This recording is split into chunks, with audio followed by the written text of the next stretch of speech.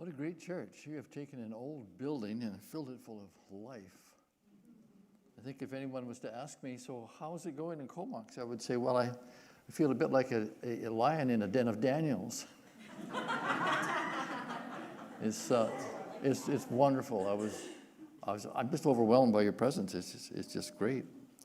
So we're going to shorten things up this morning. It's only going to be a 15-minute sermon, but we're going to shorten up how we do things. In your bulletin, you have a number of scriptures in there, and they refer to what we'll be looking at here today.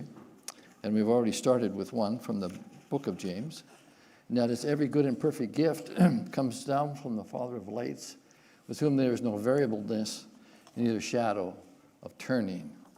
And this is something that Job needed to understand, and so did his three friends, especially at this profound time of complete and absolute confusion. It was, just give you a quick overview of the first couple of chapters in the book of Job, is God just leveled the place. Job lost 7 sons and 3 daughters, he and his wife. And then in chapter 2, it sounds like he lost his wife, which he didn't. She came to the end of her rope and God tied a knot in it for her. And you see her at the end of the book. And it's just crazy. You think, how can any of this be from God? But it is. I'm trying to find the right PowerPoint here. Oh, hang on. That's a good one right there. We'll just use that one. That's good. 2 Corinthians chapter 5, verses 1 to 6, gives us the eternal perspective in life. And we need that, especially when life is gone or taken from us. We need the eternal perspective what goes on from here. Sometimes I use that when I'm giving a sermon that somebody has passed away. And I start it with, so what goes on now? What happens now? What happens next? Exactly. What happens next? Sometimes all we see is the end. And we need to ask, what happens next? That's the eternal perspective. Life is less frightening through the eyes of God. He sees everything through the eternal perspective, not just our today, but our tomorrow. He sees our lives with eternity as the backdrop. Times of extreme suffering will drive us to consider that there is more than just ourselves and the miserable moment we happen to be living in. These times remind us of the eternal. My wife said when we were raising our kids, and I'm wanting to move to the other side of the world till they're all grown up, like teenage years are awkward for kids and parents. And so she would say, it's not the end of the story yet.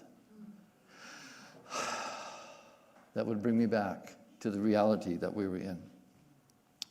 So the rest of the book will be about Job's faith, hope, and love, because everything else has been taken away.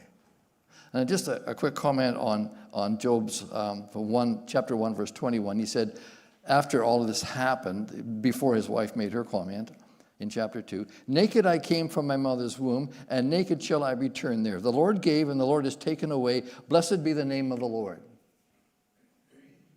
Great.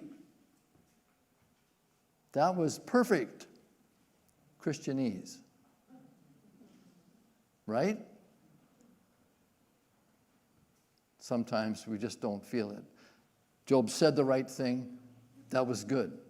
But the story goes on because God knows there's more than what just Job is showing on the surface. There's deeper things about his life that he doesn't know about. And that's causing havoc in the community that he lives in, which he doesn't see. Interesting. You'll be encouraged today because I am going to give you the key to the book of Job. What absolutely opens it up like a beautiful flower. We're not quite there yet, but we're moving in that direction. No. It's going to happen today. It's going to happen today.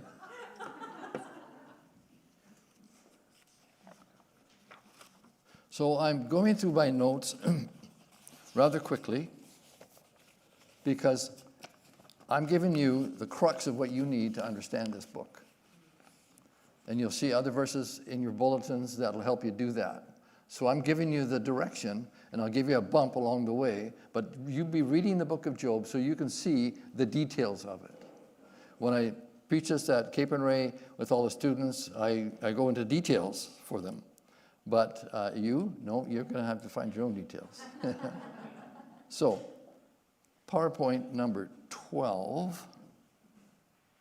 Oh, we're already there. Okay, let's carry on. So, how to approach the Lord who works wondrous things through adversity.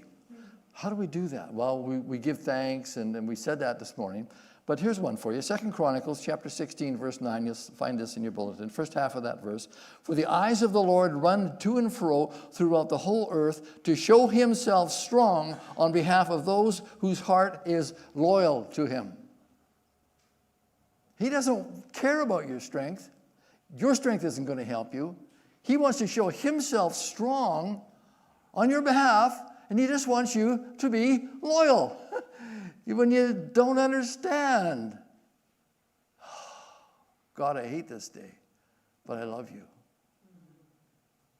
We have those days, right? We have those times. They're out there.